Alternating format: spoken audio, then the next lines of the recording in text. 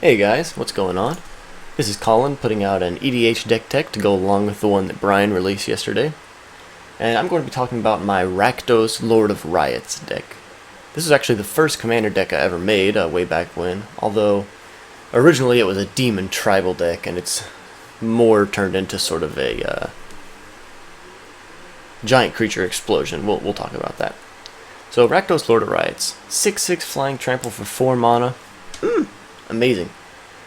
Now there are a couple downsides to go with that. It's a little hard to cast since it's double black, double red, and even more hard to cast because you can't cast it unless an opponent lost life this turn.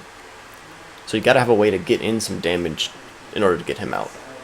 But once you get him out, aside from his fantastic body, it's well worth it because all of your creature spells cost 1 colorless less to cast for each 1 life your opponents have lost this turn. So if you have Rakdos out, you hit somebody for 6, your opponents have lost 6 life this turn, all of your creatures cost 6 colorless less. So you can see how that can get out of hand quick. Essentially what we want to do is, let's look here. First we have a bunch of small creatures in order to get in some damage early so that we can hopefully be guaranteed to cast Rakdos turn 4 every time. So if we look here, we've got Balthor the Defiled. Comes down pretty early so you can get in for some damage in order to cast down Rakdos. But also he has some additional effects. Pay 3 black and exile him. All players return all their black and red cards, creature cards, from their graveyard to play. So if there's a board wipe that goes down, you get all your guys back. Maybe some of your opponents will get a couple of their guys, but well worth it even so. We've got Cunning Spark Mage, 3-drop with haste, pings for 1 damage. You just cast him turn 3, you can ping something, and then turn 4, ping, cast Rakdos. Very nice. We've got a Goblin Sharpshooter playing the same role with the downside of not untapping during your untap step, but upside, when a creature dies, untap him. So a lot of times you can get in a bunch of damage with this guy as creatures are kind of dying around. Grinzo can be cast as a 2/2 on turn 2 or 3/3 on turn 3 in order to get Rakdos. But also, pay 2, put the bottom card of your library into your graveyard. If it's a creature with power less than or equal to Grinzo's, put it on the battlefield. Additionally, the X casting cost on him is very nice because, for example, if you do 20 damage to your opponents, then you get 20 off, so you could cast Grinzo as a 22/22 with just a black mana and a red mana. Let's see, continuing to look at some of the lower drops. Lobber Crew is the best pinger in here. 0/4 Defender for 3. Taps to deal 1 damage to each opponent. So you're getting... it depends on how many people you're playing with, of course. I never play 1v1s, really, so... I tend to be playing between 3 and 6 player games. So this will be dealing between 2 and 5 damage. Which means 2 to 5 off your creature spells. And, if you cast a multicolored spell, untap it. So there's a little more damage you can eke out there. He's more of a late drop. Let's see here. Pilgrim's Eye, very good little guy. This allows you to cast on turn 3, hit for 1 damage on turn 4 very reliably since it's flying in order to cast Rakdos. But he also gets a basic land into your hand to ensure you can have the mana colors required to cast the Rakdos. Solemn Simulacrum, very similar role to the Pilgrim's Eye, gets you some mana, additional card draw when it dies as well. The fact that he's turn 4 is not as good, but the fact that he has the draw on him is very nice, and a slightly bigger body, of course. Volshock Sorcerer, another little pinger here, 1/1 haste for 3, pings. Very similar to the Spark Mage up here. Goes for Pure Flame. Mass Hysteria also helps with getting down damage quick to cast out the Rakdos. And so, what are you doing with all this discounted costs once the Rakdos? You got Artisan Kozilek just going down the list. 9 colorless, so if you can deal 9 damage, you can plop this guy down for free. It's great. Turn a creature card from graveyard to the battlefield. So good, plus the Annihilator, good stats, yada yada. Avatar of Slaughter. Cast this guy for 2 red, 8/8. All creatures have double strike. They all attack each turn if able. Now this of course can come to bite you in the ass, but for the most part, you're okay with swinging all out, and other people will have weaker but strong creatures they'll want to... Weaker in terms of stats, but stronger in terms of abilities creatures that they want to hold back. Avatar of Woe. Brian already talked about this, but of course it is an all-star. You can discount it off Rakdos, or you can discount it if there's enough creatures in the graveyard. Tap to destroy creature. Awesome.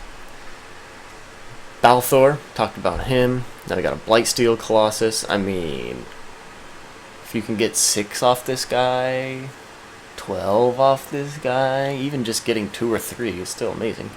Throw him down. Trample, Infect, Indestructible. If you be put in the graveyard, shuffle him into your deck. I mean, it's a pretty cruel card. Cool and cruel. Put them down, swing for 11 Infect, and they're dead. Bloodgift Demon. A little bit of card draw. Or you can use it for damage to cast Rakdos as well, or to increase your damage count for the turn. So the versatility there is very nice. Bakardon Hellkite.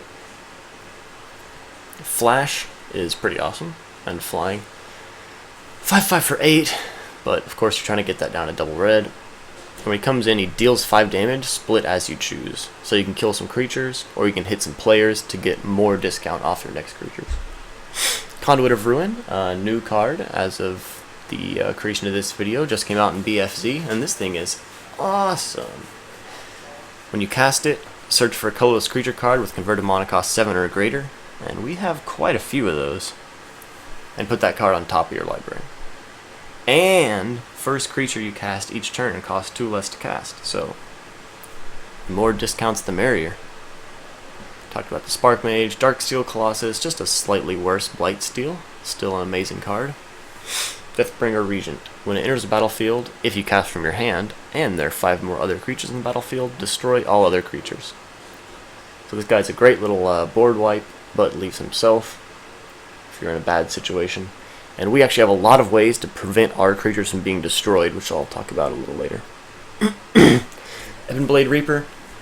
This, well, I really like this card, let me just say. I think the trick only really works once, since there's only one morph creature in the deck. Once you hit somebody with it once, everybody will pretty much know what you're up to for future games. But 1/1 for 3. When he attacks, lose half your life, rounded up. Ouch! But when he deals combat damage to a player, that player loses half of his or her life, rounded up. So, as that is, that's a little iffy. You lose half your life, and then somebody could path this guy or Doomblade him or something before he deals combat damage. So you're paying half your life, and your opponent's not losing half of theirs. But what you can do is morph this guy, play him face down as a 2/2 creature for 3, then later on you attack with him. After he's already attacked, you pay the morph cost. So it skips the part where you lose your life, they lose half of theirs, and you get a huge discount off of your creatures. Furyborn Hellkite. 12/12 flying for 3. Thank you very much. Talked about Grinzo. Harvester of Souls, just some card draw. 5/5 Death Touch is, you know, it's fine, it's good. But mostly you can get quite a bit of card draw for that, especially on some board wipes. Hellkite Charger. Flying Haste. When he attacks, you can pay some mana to get an additional combat, untap all your creatures, so you can get some more damage in that way. This can be a game ender for sure. Herald of Leshrac is pretty cool, especially if you get the 6 off, pay him for 1 black. 2/4 flying, pretty weak body, although he does survive like a lightning bolt. But one of the few cards with a good cumulative upkeep. Cumulative upkeep, gain control of a land you don't control. When I first read this card, I had to read it like 3 more times to make sure that I was understanding it right. At your upkeep, gain control of someone else's land. At your next upkeep, gain control of 2 lands that belong to other people, and so on, so on. He gets +1/+1 for all lands that you control but don't own. When he leaves play, they get back all their lands, but you know, blah blah blah.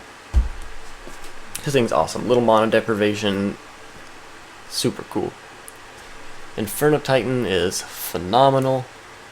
Cast this guy for low, deal some more damage. Deal some more damage. Deal some more damage to cast some more guys cheaper. And every time he attacks, it deals that damage again. Great for also clearing out boards of a bunch of little 1/1 monodorks and stuff like that. Kervek. I love this guy. People hate this card. Whenever an opponent casts a spell, Kervek deals damage to target creature or player equal that spell's converted mod cost. So whenever your enemies are casting things, you're just hitting them back for however much they paid. Super funny. Nullspine Dragon really is one of the best cards in this deck, I think. When it comes into play, you can discard your hand and draw cards equal to the damage dealt the target opponent this turn. So, I mean, you hit somebody for 6 with Rakdos, or you hit somebody for 11 with a Darksteel Colossus. Discard your hand, draw a huge new hand. If you deal enough damage, especially if you've already thrown down your whole hand because of huge Rakdos discounts on colorless creatures, you can just discard 0, draw 10, and be all set to keep going. Kozilek, Butcher of Truth, amazing. Draw 4 cards, Annihilator, colorless, great stats. Can't say enough. Lord of Void is pretty awesome. This guy's a little iffy because the triple black means you can only get 4 off his mana cost. But even still, when he deals combat damage to a player, exile the top 7 cards of their library, and put a creature from those on the battlefield under your control. So you're just getting free creatures stolen out of other people's decks, get all sorts of cool stuff. Especially since you can pick out of 7, the odds that you don't hit a pretty good creature are fairly low. Of course, depending on what the deck is you're going against. Malga is one of the few other X-cost creatures, and man, he is a beast. Enters with X1/1 counters on him, so you cast him for the 3 black plus however much mana you want to pay, as well as your Rakdos discount. And somebody loses life for the number of counters on him. You get enough damage there, you can just bring him in and probably drain for lethal. Mikaeus the Unhallowed. Again, triple black means you only get 3 off, but this card. 5/5, Intimidate. You're not really going to attack with him that much anyway, because you want to make sure he survives, but when a human deals damage to you, destroy it. Also not super relevant, but the main thing here, other non-human creatures you control get +1/+1 and have Undying. Put Mikaeus down, if you board wipe, all of your creatures come back, and they have 1/1 counters on them. Phenomenal. And we've got a lot of board wipes in here to back this guy up. Another combo I really like with Mikaeus and board wipes is, just skipping down real quick, Stalking Vengeance. When another creature you control dies, it deals damage equal to its power to target player. So you have a board full of giant dudes. Put down Mikaeus, board wipe. All of your creatures deal their power to players. Hit them for 60 damage, you know, and they all come back. Mindclaw Shaman. Target opponent reveals his or her hand. When this guy comes in the battlefield, you can cast an instant or sorcery from their hand for free. Steal a Cyclonic Rift. Maybe you only steal a Brainstorm or something, but still good stuff. Molten Primordial's phenomenal. Also can be a game ender. Steal the strongest creature that each opponent has. Untap them. They gain haste. Kill everybody with their own creatures. This guy you do have to actually cast. Well, let me rephrase this. You can't get a discount on it from attacking with creatures, because then you'll have already passed the combat step, and then it's just pointless to cast them. So you'll have to get a discount either from pinging, dealing some other sorts of damage, or just paying the full mana cost on him, which isn't so bad in Commander. Myojin, if you can get this thing down early, people will flip tables, I swear. 5/2 for, what is that, 8? Kind of bad. You can get 5 off, still got to pay the triple black, but comes in with a divinity counter if you cast from your hand. Indestructible with the divinity counter on it. Remove the counter. Each opponent discards his or her hand. So damn mean. It's almost unfair. If you can cast this thing on... well, I mean, you'd have to ramp out Rakdos, and so maybe if you get Rakdos turn 4 and you cast this thing on turn 5 with triple black, everybody discards their whole hands at that point. Mirror Battlesphere, another pure colorless creature, so you can just throw it down for free if you get the damage. And it brings in 4/1/1 Mirrors with it. When it attacks, you can tap Mirror to get it +X/+O, and it pings the defending player. So you can get quite a lot of damage through with this in order to cast other things for cheaper. If you look at my curve, the 7 drops. I just noticed this. It's hilarious. Sorry. Pathrazer of Ulamog, Annihilator 3, sweet. Pure colorless, and Super Menace. Can be blocked hit by 3 or more creatures. Platinum Angel. This thing just ends up getting killed like as soon as you put it down. But that's fine because the effect is good when you need it. And if somebody kills this in the middle of the game when you're not even like at risk of losing, then they just wasted a kill spell they could have used on a much stronger creature. You can't lose the game, your opponents can't win the game though. Very awesome text. Cool, cool card. Raver Demon. Again, Monocost is a dragged quadruple black.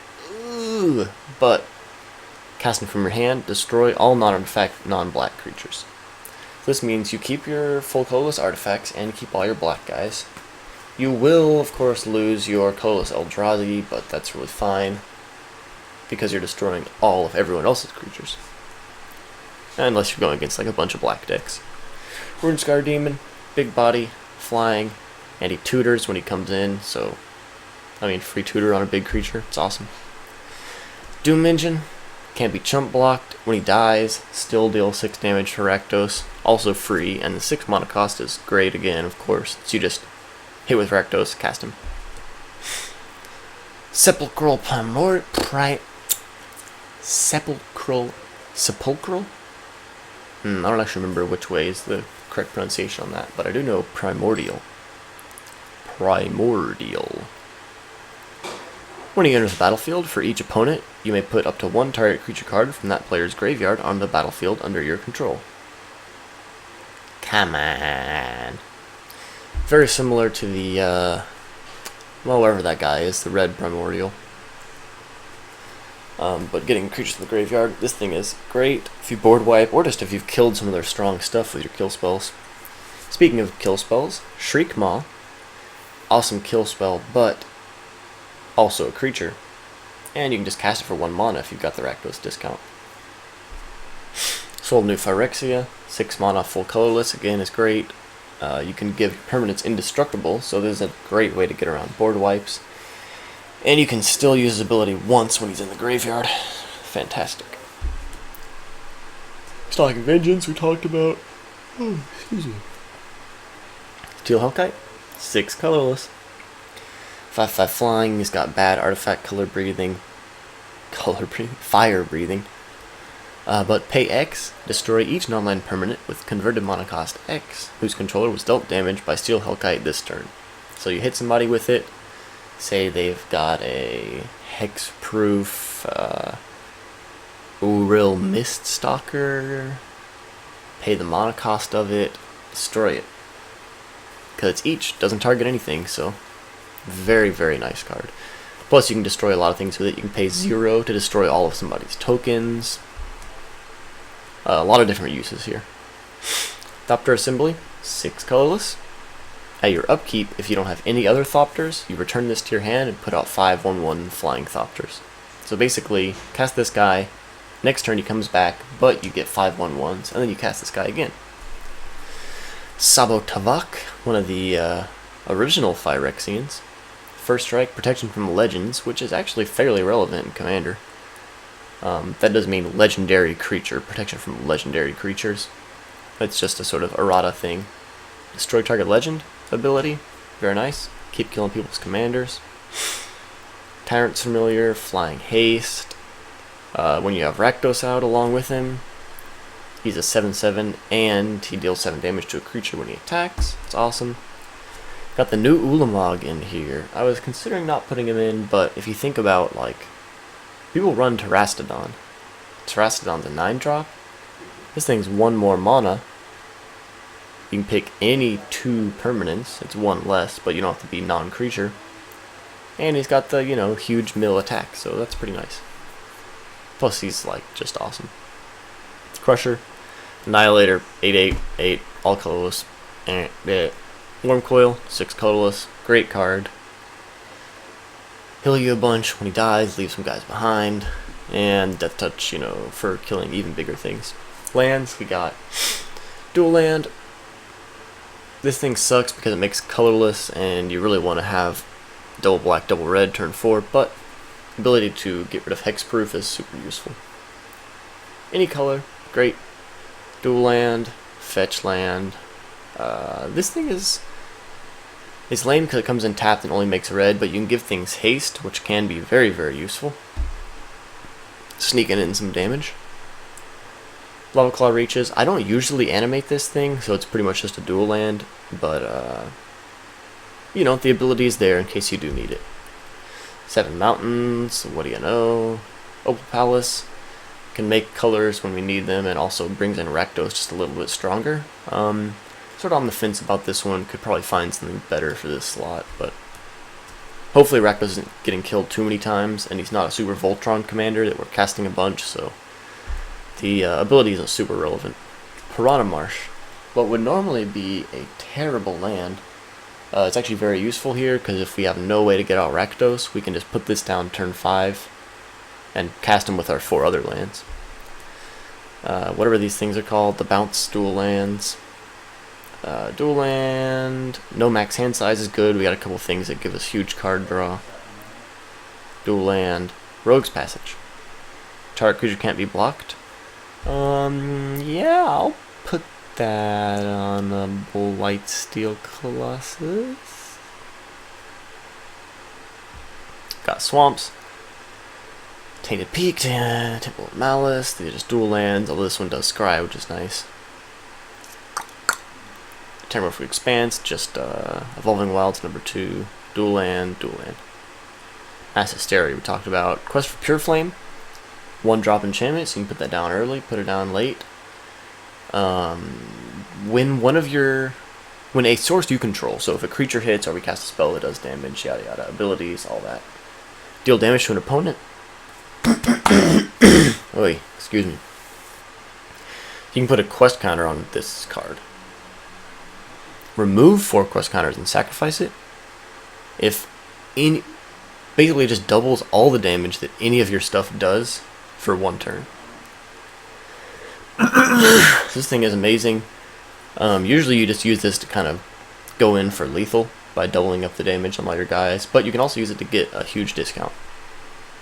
Lightning Greaves, great for getting Rakdos out. Well, no, I shouldn't say getting Rakdos out, but great for when you get Rakdos out on turn 4 to immediately swing in with him and be able to start dropping discounted guys instead of waiting till turn 5. Rakdos Signet, great mana fixing, gotta put the Signets in any deck. Soul Ring, it's Soul Ring. Talisman, just it's not really a worse Signet, but just some mana, ramp and filtering. Vidalcan Orrery, you may cast non-land cards as though they had flash. So effectively what this allows you to do is, instead of having to deal the damage in order to cast your stuff, you can just let your opponents deal damage to each other, and when they do, flash in things on a discount. And aside from taking advantage of that, it is just flash on all your amazing creatures, so very solid. Cauldron Dance is one of those cards you have to kind of read a few times. 6-drop instant, we're not getting any discounts on it because it's not a creature. Play only during combat. So, take target creature from your graveyard, put it into play, and it gains haste. At the end of the turn, you return it to your hand. At the same time, put a creature card from your hand into play, that creature gains haste, put it in your graveyard at the end of the turn. So, the shenanigans with this, a lot of things to think about. Basically, you're getting 2 creatures out of nowhere. One from the graveyard, one from the board, and they're both in with haste, they can both swing. And then, they just switch. The one that was in the graveyard goes to your hand, one in the hand goes to the graveyard. So you are getting rid of one of your cards in hand, but as long as it has a really strong enter the battlefield effect or a really strong attack or combat damage effect, totally worth it. And at the same time, you're getting back a card from your graveyard, getting to trigger in the battlefield and attack and combat damage effects, and you're also getting back your hand so you can cast it again next turn. This I really like this card. The art is wacky, like what's going on there. It's like a guy coming out of thing, guy going into the thing. And then we got kill, kill, kill. That's just, you know, black and red shit. Pew, pew, pew. Apocalypse. Board wipes are really great in EDH because sometimes you're doing your thing, and even if you're doing pretty good, sometimes somebody else will have a huge board state, or they'll have a overwhelmingly powerful hexproof Voltron commander that you just can't deal with. So you got a board wipe. But this board wipe is a 5-drop, exile all permanents from the game. You do have to discard your hand, but just the effect is so crazy. Also, the art's really appealing to me for some reason. I think it's the art plus the flavor text. Future in which I can see only mist and a single shadow. Blasphemous Act. 1-drop board wipe, basically. And since this one is just damage, it's easy to prevent with one of your little myriads of ways to do that. In Garrick's Wake is so sweet. Any black commander deck really should be running this. Like, if you're not, you need to have a really good reason. And saying that it costs 9 mana is not a good enough reason, because it is worth every drop.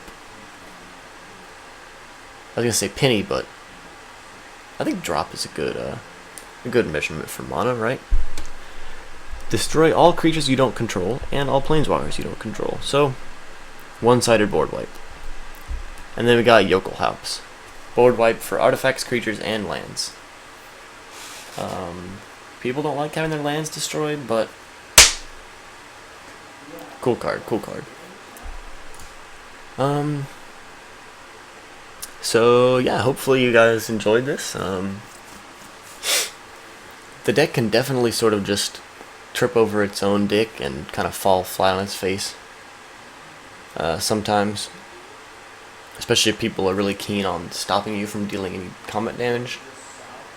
But, yeah, if you get it going, it can be brutal. I mean, if you have okay, for example, turn 3, you have your Goblin Sharpshooter. You played Lightning Greaves on turn 2.